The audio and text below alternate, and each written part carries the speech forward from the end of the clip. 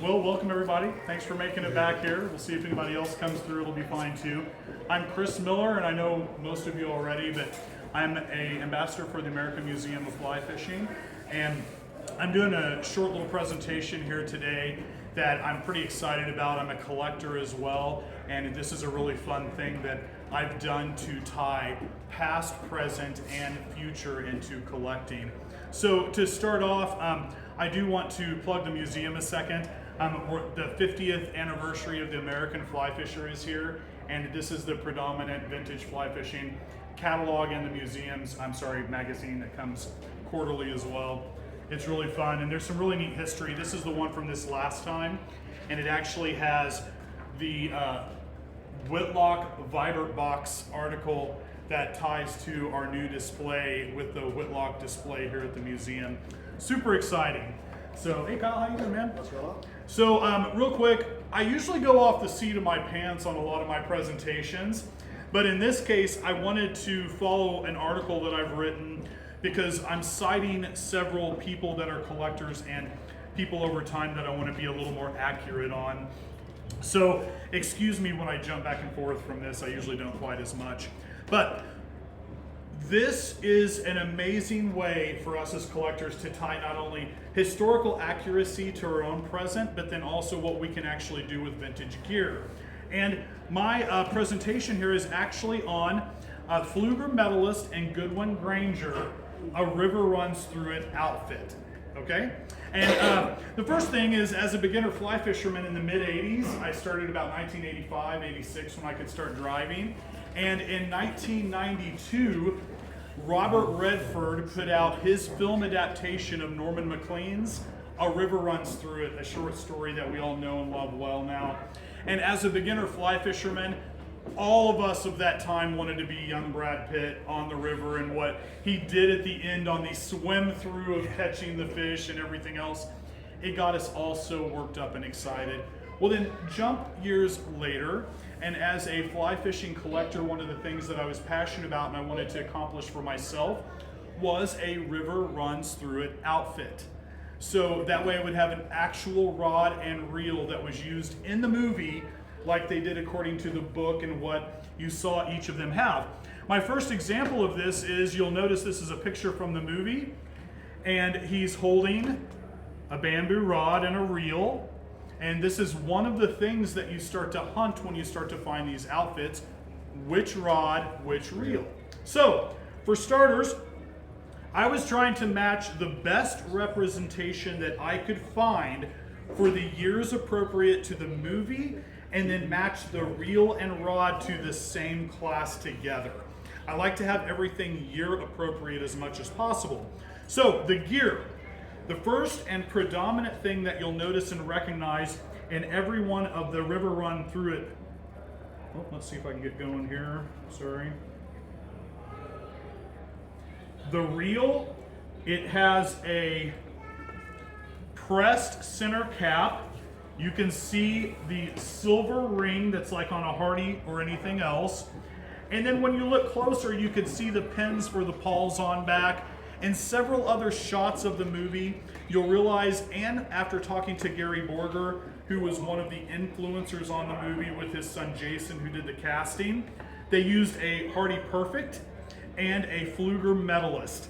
They also, in a couple of the shots that are too hard to tell, used a reel that was called the Ocean City Juanita. And I have that reel as well, and it's a neat little reel, but it's the least expensive version of what you can find and also the least seen in the movie. So, I went to trying to collect perfects and all these different things to hit my genre appropriate, but Hardy Perfects in the 1930 range, when this story was written, as well as the movie Classed, are a much higher and more expensive class of perfects. I have several perfects now, but they were a little harder to find. A little more affordable thing that you can search out is the Goodwin Granger rod and the Pflueger Medalist. So, to start off, I would like to highlight a little history about each of these rods and then bring it back to that movie. So the gear, I went through, the rod was a Goodwin Granger. They used several Goodwin Grangers in the movie. And matter of fact, trying to do the shadow cast, Jason broke several. it would not hold the pressure of the shadow cast that is a faux type of cast that was really just done for the movie and that story. Shadow casting is not really a big thing in fly fishing. Well, from that, to actually accomplish that cast, they used the Powell hexagraph, a graphite rod that looked like bamboo and was built sided and everything. The rest of all the pictures in the movie were done with Goodwin Grangers. Most of these rods, they had a whole group of them that were restored by a certain gentleman, so they were all fishable and castable on the whole 9 yards. Now, as I go, I was trying to match not only the closest, but also we'll notice that I wanted to do this because the museum holds an original early Goodwin Granger on this side, as well as a Pflueger Medalist that you'll see right here behind me that's actually newer than my version that I'll show you guys here in a bit. So we'll start with the rod, the Goodwin Granger. From Michael Sinclair's book, that is a really amazing book that's really hard to get now. It's the Bamboo Rod Restoration Handbook. He says Goodwin Granger rods fall neatly into 3 historic periods and are very easy to date within 5 years or less. The early era is from 1918 through 24. The second middle area is 1924 through 29, and then on to the later era ranging from 1930 through 1945. I'll say this again later, but then in 1946, Wright McGill bought Granger to hold the Granger name and make them under Wright McGill Goodwin Granger that they'll be labeled instead.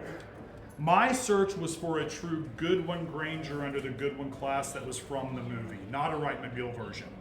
So, a significant factor in my personal rods designation when I found it is the 1934 change to the all nickel silver uplocking internal screw hardware.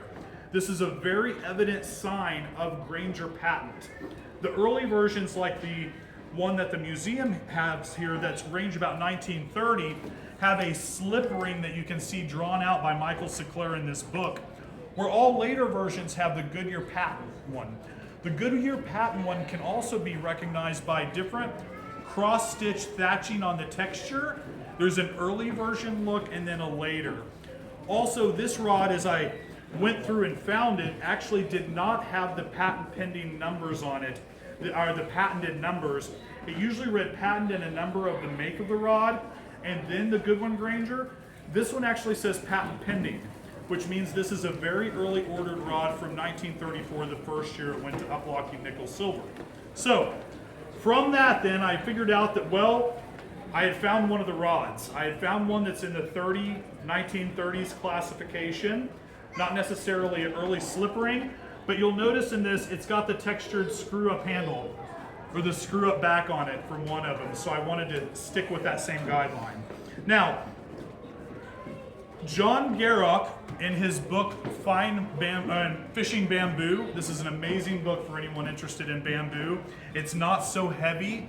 It has a lot of great history in it, and plus a lot of fun from his influence of how he loves bamboo. But John Garrock declared in the 1997 book, Fishing Bamboo, he says, meaning no disrespect, that for what a Garrison rod would cost, I could buy a stack of good Grangers and fish them for 2 weeks in British Columbia. So not only were they a more affordable rod that was a manufactured rod, not a private make, but they were way more affordable. John Garrock actually declares several times in this book that despite he loves Michael Clark rods and such, that the Goodwin Granger was one of the best values and castability of rods through all of time. So then he goes on to say, Garrock also wrote, Granger rods were originally designed by Goodwin Granger, who began making rods as a hobby about the same time as Jim Payne was taking over his father's rod shop. They were manufactured in Denver by a dozen or so employees of the Goodwin Granger Rod Company, and after 1946 they were made by Wright McGill under the trade name Granger. Most Granger rods were made after Goodwin's death in 1931, and many of the innovations of Granger's were the work of Bill Phillipson, who turned into Phillipson Rod Company. So then the same fishermen who talk about Granger rods, they really mean the company, not the man as a maker, because most rods under the Goodwin make were later on under the full factory manufacture. Very neat stuff. So then, just real quick as a collector, I found my first Granger on a hunt, which was really kind of rather difficult, in a group of 30 rods that I was making a trade for. When I went to look at this initial batch of rods, I was quickly distracted by Sage and several others to have a heart flutter jump when I pulled this rod from a non-matching cardboard South Bend tube and non-matching sock to see that Goodwin Granger label and really start to freak out a little and have that little heart flutter patter. Tried to stay cool and barter through the trade to get all 30 rods to go home and start the hunt. And one of the neat hunts about this, Goodwin Granger did not put a size on their rods. They did not say this is a 5-weight or an HCH line or D. Also, every rod in the Goodwin Granger line except the very top reserved line was the very same blank. Only embellishment of silk wrap color and extra eyelets changed the rod. You actually got the same hardware and the same blank through all versions of the rod.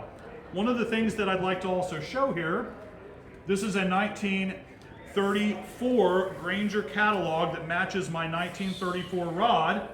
And it explains not only the rod and different things in here and what they did, and they also describe how this new reel seat is not included in the weight of these rods. And when you go down and look at the actual how you ordered the rod, you chose the rod by its length and ounce weight. So I run home, I put the rod together and measure it. I instantly figure out this is a 9-foot rod. Then I take 3 of the sections and I place them on my grain weight scale, and it comes out to 5 ounces. Then if we add, per the catalog, 3/8 of an ounce for the new seat, my rod weighed 5.1 ounces. So that brought it into the range of a 90-50, a Goodwin 90-50. Then they never suggested to you, this is a 5-weight rod. They literally say in the catalog that once you purchase your rod at the weight and length of your preference, you then define the rod to your casting style with different weight of silk line choices. So literally back then they would define this rod even more than they could to your casting style and the silk line that was appropriate for the weight you loaded the rod. So they literally never said they were 5 or 6 weights. You got to define that for yourself. Really neat, interesting stuff. And let's see, I already talked about this rod dated in 1934. One of the things, my rod has been refinished once. This is not the matching appropriate wraps, even though they tried. In Michael Sinclair's book, he literally goes through in this book and tells you the appropriate rod wraps and look of each of the wraps and colors to be able to designate which rod is the champion or which one in the line these are. Since this one's been changed and the maker never said which one it was, I'm going to take it back to original before I fish it and bring it back to what it should look like a little more according to an actual restoration appropriate for the rod. Also, it's really neat in this Sinclair book that you can see the shape of the Coke bottle handle that is on the Goodwin Granger here in the museum. It was called a Coke bottle handle, you can tell by the shape. Then this was a half wheels reverse on the newer rod version, and Michael did actual perfect hand drawings of each of these so you can find your rod and actually match it to what it is. Very great help from an amazing book. So now let's move on to, that was the Goodwin Granger, found the rod. Now to the reel. And despite I have hundreds of rods, I have even more reels because as a collector, your money will always hold best in reels. Rods break, things happen to rods over time. However, it was a very special collection point to that as well. I started the hunt for the Perfects, the Hardy Perfects, and also the Pfluegers, trying to match overtime appropriate to each. So, my concentration after not finding early Hardys went to shifting to the Pflueger Medalist used that we saw in the picture earlier. So I want to read a couple things first. Despite not showing until the 1929 Pflueger catalog, the reel made its first appearance as a prototype by the Enterprise Manufacturing Company in the 1926 Philadelphia Sesquicentennial Expo. It was our 150th year expo to celebrate our freedom as America. Now, the cool thing about this reel walked away as a prototype with the Medal of Honor of the whole expo. Hence, deeming the name Medalist when it shows up 3 years later in the first 1929 catalog actually for sale. So, excuse me. Also, the Medalist is known over time as your grandpa's reel. Everyone had someone in the family who fly fished who probably had one, as well as it is seriously known as the most fished reel of all time. Even in the span of the years that it's ranged from 1929 through now, there was a whole period of time in the 70s and 80s where every gentleman that came in would send someone and just get a Pflueger Medalist. You just need that Medalist on there, and they would buy these. I literally have some of the later renditions of this reel. This one is a 1972 through 78 in its matching box, and I'll go over it later. This is a DA version that was actually built in Fayetteville, Arkansas. So then, I'm going to go back to and actually the first edition of this reel, and let me move ahead here. This is a early Field and Stream ad, one of the first ads put out by Enterprise for the Pflueger Medalist in Field and Stream in 1929. And one of the neat things about this, you could only order it in the click pawl version, as well as the reel at this time in a 1494, which is my favorite size, was $8. $8 for the new Medalist. Imagine at this time in 1929, it was the start of the Great Depression. And at that time, from 1929 through 34, the average American made $15 a week. The Pflueger Medalist was actually not the affordable reel we see today. This was actually an elevated reel that cost a lot of people half their week's salary. So it was really more of a reel for the upper class or the purist fly fishermen that came from the city a lot of times.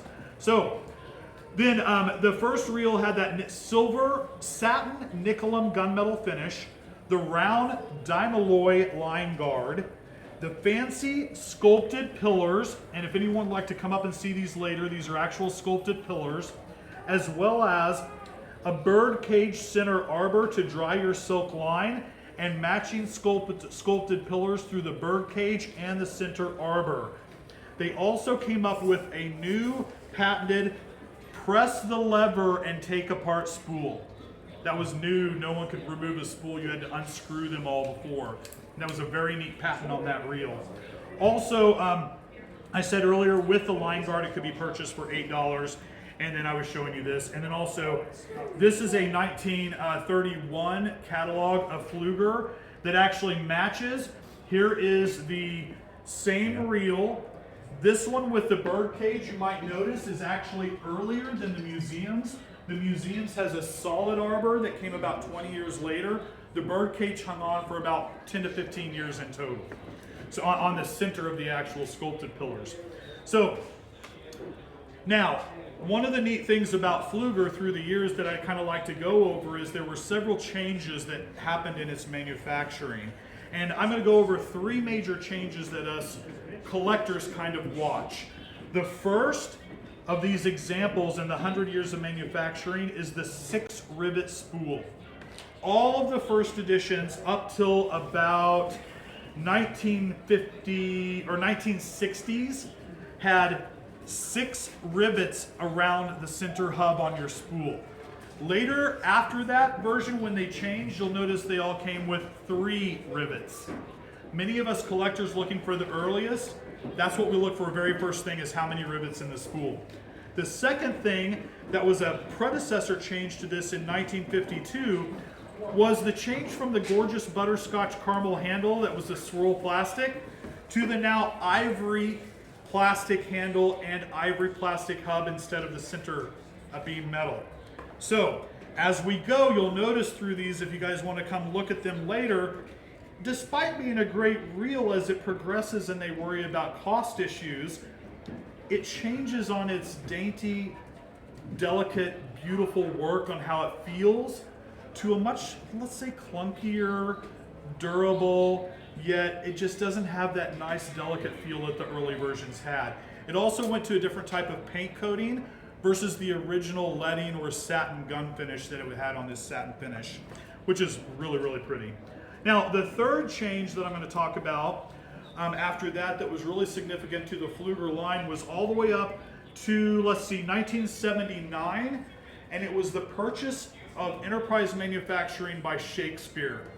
Shakespeare then, for 7 years from 1972 through 79, the reels were made in Fayetteville, Arkansas, where all prior reels were made in Akron, Ohio. So this is an actual DA version. It says 1494 DA stamped in here. The DA signifies Fayetteville. So this was still, as bragged on the box, made in the USA big, and it had the made in the USA on the side with no more Akron, Ohio. Earlier reels, including the 6 rivet spools, said made in Akron, O, or made in Akron, Ohio, or all these different things that incorporates right on the hub made in USA directly. Now, after that as well, this happens to be a CJ. So it's a 1492 CJ. This is even later than all of them, despite holding a 6 rivet spool that I found to put in it. It really came with a 3 rivet spool. The CJ signifies Japan made. The AK, when you see it on reels, signifies Hong Kong or China. So those are breaking points in my collecting. I really don't collect many from these eras. I usually try to concentrate on the first 20, 30 years that have the 6 rivet spools, and I watch for the butterscotch handle. Now, one of the other really neat things about this, the Pflueger line now is actually owned by Hardy. There's a couple things that I wanted to also show. This is another birdcage, very early, larger 1496. This reel cost about $12 in the first years. Instantly in this catalog, not only does it show these, but I jump to 1934. The reels drop in price because of the Great Depression. It is the first time ever that a popular reel, as America's weekly salary went from $25 in the 20s to $15 average in the 30s, they actually had to drop the price on the reels. Because of the Great Depression and the wars that started up, there were metal shortages.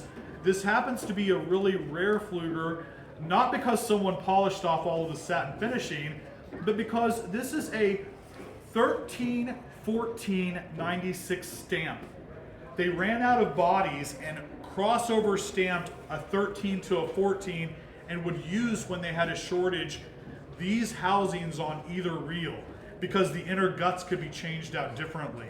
Well, this is one of those really rare crossovers that have the double stamping on it. Very hard to find. I actually ran across this one before I did the other.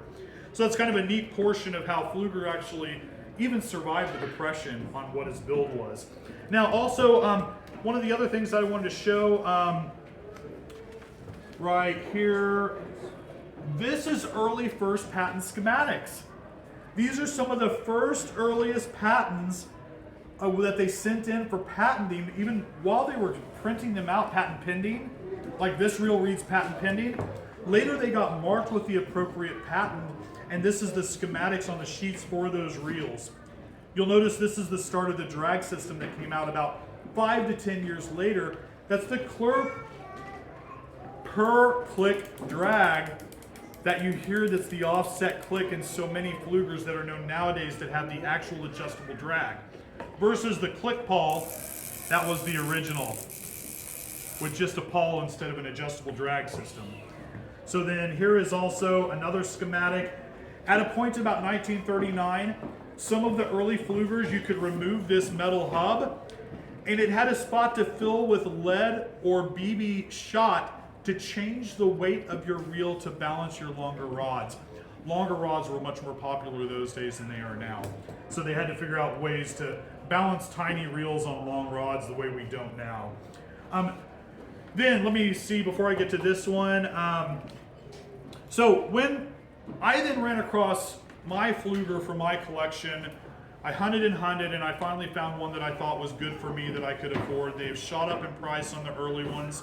I got this one this year around Christmas from another person. It's got a tiny nick on the foot. I like my reels still fishable in my collection. You'll notice this is plagued by the same nick on a foot. This reel in their collection, even 10 years later, has one of the same little issues from brittle steel. The rest of this reel, though, is gorgeous.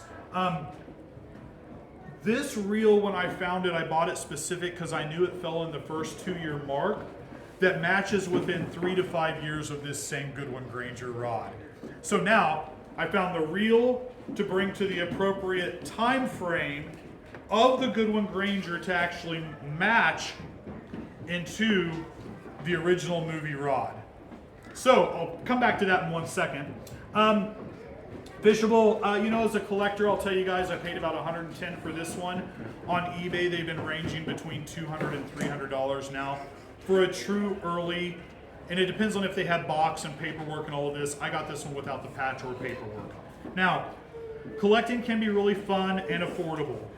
The museum has been a crucial part.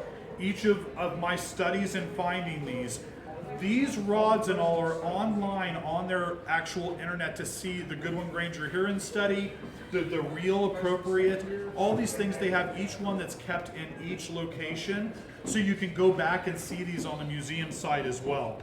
The other thing that I wanted to show here, now that I have the matching reel, I haven't finished the rod, but I wanted to show, for starters, a private collector friend of mine, Brian Schaefer. This is in his private collection. This is probably the finest collected piece of a Pflueger Medalist I've seen in my life. This he received in the same purchase, the original matching catalog for the year, 1931. Also, the original matching 1937 dealer catalog with the dealer prices. And I like this because it shows in his catalog at this point it was selling for about $7.50. And then down here on the dealer price, they had them for, you could buy them at $3.96, and you were supposed to mark them up to about $6.60, it said. So when they had them at $7, each of the shops were making a little more on those. This is that reel, and kind of the special thing about this is not only is it a very early 1494, that's a matching version to this, butterscotch handle, metal hub, but you'll notice it has its matching red original box. We're talking a 100-year-old box that matches, and its original Tonto pouch. And it was a little moleskin pouch that had these cut edges frayed on a circle that they called the Tonto pouch for some reason. And then here's another picture. It has the original tissue. It has the bird cage, everything. It's probably one of the most pristine reels I've seen for that year in the actual make. The last picture was after I got my reel cleaned up and perfect. I went out a month ago and fished this reel for the first time on a Gordon roller 6'6" quad bamboo rod that was made by Gordon. On this reel and on a soft tackle had a 6-pound rainbow. It was a challenge. I will admit that this fish really did give me a whooping because this reel needed a little more drag system. But it was really neat. I felt like this reel had an amazing mojo to be carried over from 100 years to still be used today. So it is so neat to me to be able to tie the past of the history of this gear to the present of an actual film movie that we have all had close to our hearts, to the future of me getting to fish it. All as a collector in that same thing. So I hope you guys found really a helpful thing with this. If you'd like to come up and look at any of these, please just be careful handling, because I would like to, anybody that would like to see, I have representations of 1930s and 40s. I have the 50s. This reel is the 1953 Pflueger. I have the matching Orvis batten kill impregnated superfine bamboo rod. And that rod, when you ordered it and custom ordered it in 1953, you had 2 reel choices in the Orvis catalog. The Pflueger Medalist, this is the 1953 matcher to that rod, or the J.W. Young Bedeau. The museum actually has a Bedeau in here in this tray as well. So this is a 1950s version. This is this one here I really like because this is a original 1963 with, here's the reel, great condition. It has a weird black knob instead of white. We don't know why. And then it has not only extra screws sent by the company, all the original paperwork and original box. the original Pflueger paperwork, as well as the receipts and tags and paperwork from where he bought it at the hardware store. So this is such a neat piece that is so complete. When you go to collecting, the best of your collections are reels that are really high quality, still working and good, with matching box and paperwork, that anything that came with them. And then here is a next size up 1495 spool that hardly ever got used with its matching box from the 60s, where you could buy a spool in this same way. Then this is one of the largest Pfluegers ever made. It's a 1498, if I remember right. Yeah, 1498. You could catch tarpon on these, and people have, and used them in salt water. It had a protector over the actual, and this is a late 60s version. Then we can crawl right into 1972 through 78, an Arkansas built, where they moved from Akron, Ohio to Arkansas. And then finally a small version of a CJ Japanese make. So I hope you all enjoyed this and realized how accessible collecting and how fun it can be for everyone. And I hope some of this helps you find maybe your own Pflueger of the right year, or maybe your grandpa's or whatever else. So thank you all very much. I really appreciate it. Thank you. So yeah, you bet. If you have any questions, please ask or come look.